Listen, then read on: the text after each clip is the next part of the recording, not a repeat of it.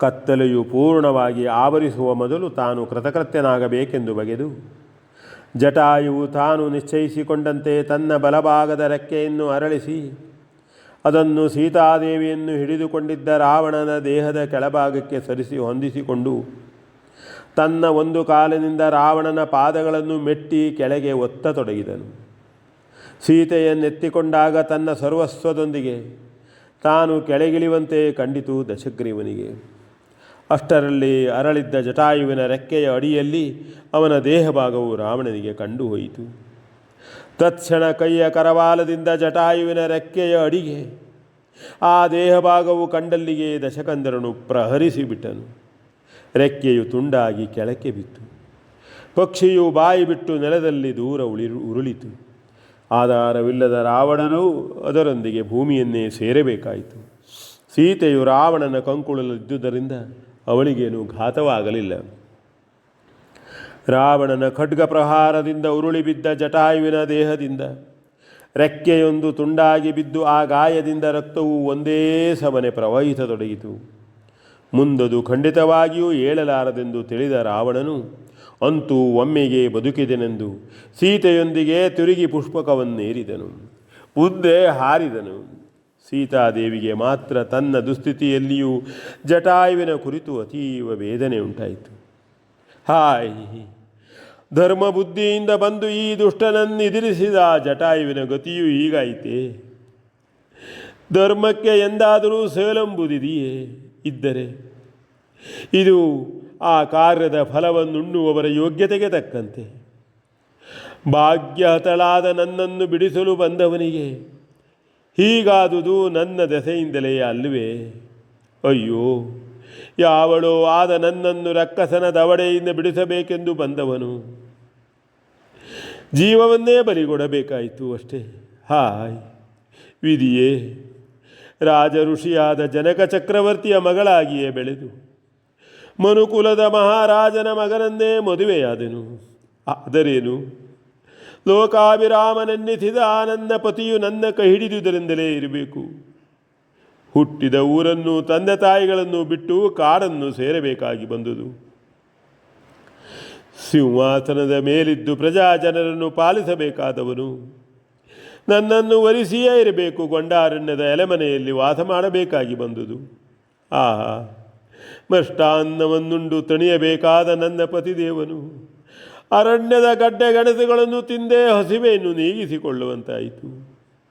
ಸರ್ವಗುಣಾರ್ಣವೆನ್ನಿಸಿದ ನನ್ನ ಪ್ರಾಣೇಶ್ವರನು ಕಾಡಿನಲ್ಲೇ ಆದರೂ ನನಗೆಷ್ಟು ಆನಂದವನ್ನು ಕರುಣಿಸುತ್ತಿದ್ದನು. ಒಂದು ದಿನವಾದರೂ ನನ್ನಲ್ಲಿ ಮುನಿದಿರುವನೇ? ನಡೆವಾಗ ನಾನು ಬಳಲಿದರೆ ಬಳಿಯಲ್ಲಿಯೇ ಕುಳಿತು ಮೈದಡವಿ ಮೃದುವಾಕ್ಯಗಳಿಂದ ಸಾಂತ್ವನಗೊಳಿಸುತ್ತಿದ್ದನು. ವನ್ಯ ಜಂತುಗಳ ಹಾಗೂ ದಾನವರ ಗರ್ಜನೆಗಳನ್ನು ಕೇಳಿ ಭಯದಿಂದ ನಾನು ಅತ್ತಾಗ ತನ್ನ ನಾರುಡೆಯಿಂದಲೇ ನನ್ನ ಕಣ್ಣ ನೀರನ್ನು ಒರೆಸಿ ಧೈರ್ಯವನ್ನೊರೆದು ಸಂತಸಪಡಿಸುತ್ತಿದ್ದನು. ಅಯ್ಯೋ, ಇನ್ನೆಂದು ಆ ನನ್ನ ಹೃದಯೇಶ್ವರನನ್ನು ನಾನು ಕಾಣುವುದು? ಆ ಭಾಗ್ಯವಾದರೂ ನನಗಿದೆಯೋ ಇಲ್ವೋ ಯಾರು ಬಲ್ಲರು. ಇಲ್ಲ, ನಾನು ಆ ಸೌಭಾಗ್ಯಕ್ಕೆ ತೀರಾ ಬಾಹಿರಳು. ಇಂದು ಮುಂಜಾನೆ ಆ ಹಾಳು ಮೃಗವನ್ನು ನೋಡಿ ಮತಿಗೆಟ್ಟು ಎಂತಹ ಅನರ್ಥವನ್ನು ತಂದುಕೊಂಡೆನು. ನನ್ನ ಪತಿದೇವನು ಹೇಳಿರಲಿಲ್ವೇ, ಸರ್ವತಾ ಮೃಗವನ್ನು ಬಯಸಬೇಡವೆಂದು? ನಾನೇ ಕಾಡಿ ಹಠ ಮಾಡಿ ಅದನ್ನು ಹಿಡಿದು ತರಲು ನನ್ನ ಪತಿದೇವನನ್ನು ಒಟ್ಟಿದ್ದಲ್ಲವೇ? ನನ್ನ ಗಂಡನ ಮಾತಿಗಿಂತಲೂ ನನಗೆ ಆ ಮೃಗದ ಮೋಹವು ಹೆಚ್ಚಾಯಿತು. ನಾನೆಂತಹ ಪಾಪಿನಿಯು? ಅಷ್ಟು ನನಗೆ ಹೊಳೆಯಲಿಲ್ಲ. ಅಯ್ಯೋ, ಆದರೂ ನನ್ನನ್ನು ದುಃಖಕ್ಕೀಡು ಮಾಡಬಾರದೆಂದು ತಾನೇ ಬಿಲ್ಗೊಂಡು ಆ ದುಷ್ಟ ಜಂತುವನ್ನು ಹಿಡಿದು ತರಲು ನನ್ನ ಸ್ವಾಮಿಯು ಹೋಗಿದ್ದನು.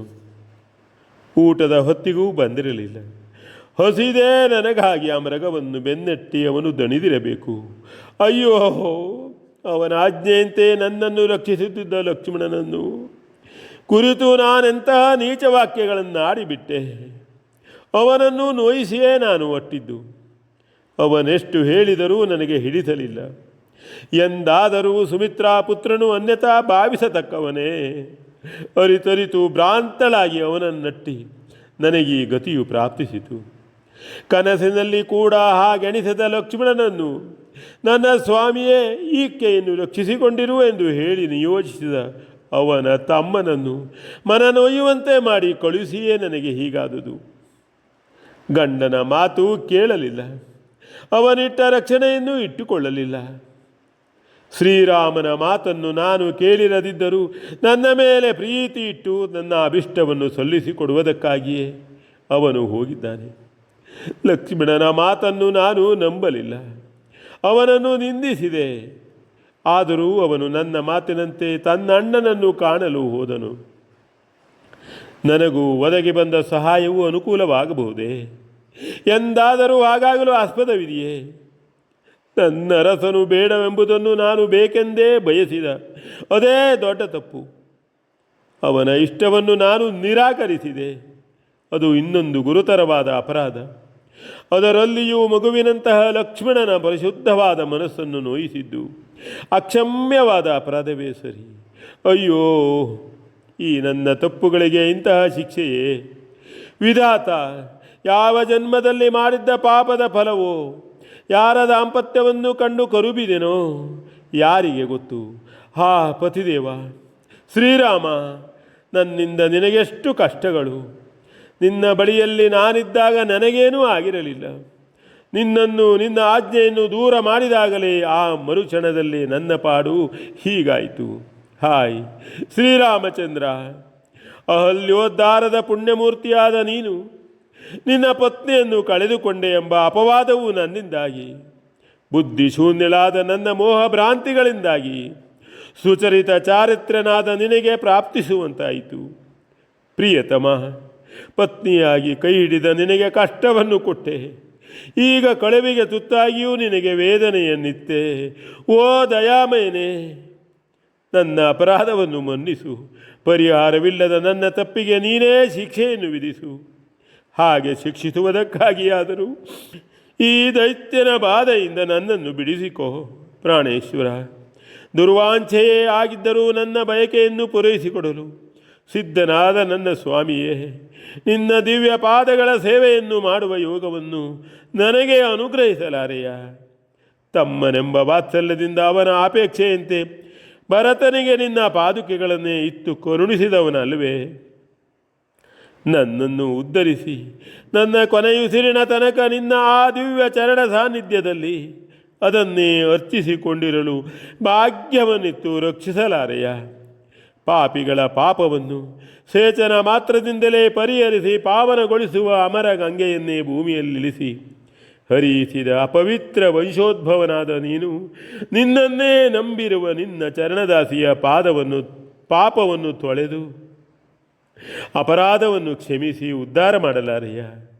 ನೀನು ಕೈಬಿಟ್ಟೆಯಾದರೆ ಪ್ರಭೋ, ನಾನು ಉಳಿದಿಲ್ಲ, ಪಾಡಿಲ್ಲ ಸ್ವಾಮಿ.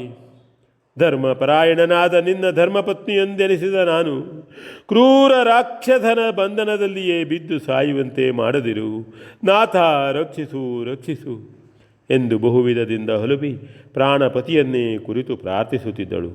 ಕಾಲಾನುಕೂಲವಿದ್ದುದರಿಂದಲೇ ಆಗ ದಶಗ್ರೀವನು ಆ ಕಣ್ಣೀರ ಧಾರಾವಾರಿಯಿಂದ ಕೊಚ್ಚಿ ಹೋಗಲಿಲ್ಲ. ಆ ನಿಟ್ಟುಸಿರಿನ ಬಿಸಿಯುಸಿರಿನಿಂದ ಬೆಂದು ಹೋಗಲಿಲ್ಲ ಅಷ್ಟೇ. ದಶಕಂಠನು ಸೀತೆಯ ರೋದನವನ್ನು ಎಷ್ಟು ಕೇಳಿದರೂ, ಆ ದೀನ ಸ್ಥಿತಿಯನ್ನು ಎಷ್ಟು ನೋಡಿದರೂ ಎದೆ ಕರಗುವ ಸ್ವಭಾವದವನಲ್ಲ. ಎಷ್ಟೆಷ್ಟೋ ನಾರಿಯರ ಕಣ್ಣೀರಿನ ಅಭಿಷೇಕದಿಂದಲೇ ಜಳಕಗೊಂಡು ಆ ಆನಂದದಿಂದಲೇ ಪುಳುಕಿತನಾಗುತ್ತಿದ್ದವನವನು. ಇದೆಲ್ಲ 4 ದಿನವಿದ್ದೀತು ಎಂದವನು ಬಗೆದಿದ್ದನು. ಅಂತೆಯೇ ಸೀತೆಯ ಅಳುವನ್ನು ಅವನು ಅಷ್ಟೊಂದು ಮಹತ್ವವಿದ್ದೆಂದು ಎಣಿಸಲಿಲ್ಲ. ಆದರೆ ಇದನ್ನರಿತು ತನ್ನ ಮಡದಿ ಮಂಡೋದರಿಯು ಇನ್ನೆಷ್ಟು ಮರುಗುವಳೋ ಎಂದು ಅವನಿಗೆ ಸಂದೇಹವು ಬರಗೊಳ್ಳುತ್ತಿತ್ತು. ಅದನ್ನೇ ಎಣಿಸಿ ಎಣಿಸಿ ಅವನ ಚಿತ್ತವು ಕದಡತೊಡಗಿತ್ತು. ವಿಮಾನವು ಪರ್ವತಗಳ ಸಾಲನ್ನು ಕಳೆದು ಮುಂದೆ ಕಡಲ ಮೇಲೆ ಹಾರತೊಡಗಿತು. ಅಂತೂ ಸೀತೆಯ ಅಪಹಾರದ ಒಂದು ಕೆಲಸಕ್ಕಾಗಿಯೇ ಮಹಾ ತಪಸ್ವಿಯೂ ಮಾಯಾವಿಯೂ ಸಮರ್ಥನೂ ಆಗಿದ್ದ ಮಾರೀಚನನ್ನೇ ಬಲಿಗೊಡಬೇಕಾಯಿತೆಂದು ರಾವಣನು ಒಂದೆಡೆ ಖಿನ್ನನಾಗುತ್ತಲೇ ತನ್ನ ಲಂಕೆಯನ್ನು ಸೇರಿದನು.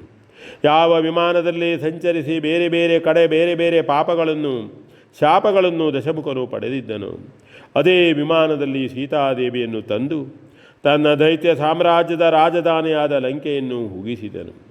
ಅಂತೆಯೇ ಜನಸ್ಥಾನದ ಸೋಲನ್ನು ಒಂದು ವಿಧದ ಗೆಲುವೆಂದೇ ಭ್ರಮಿಸಿ ಲಂಕೆಯಲ್ಲಿ ಇಳಿಸಿಕೊಂಡನು. V N Bhagwat ಬರ್ಬಂಡಿ.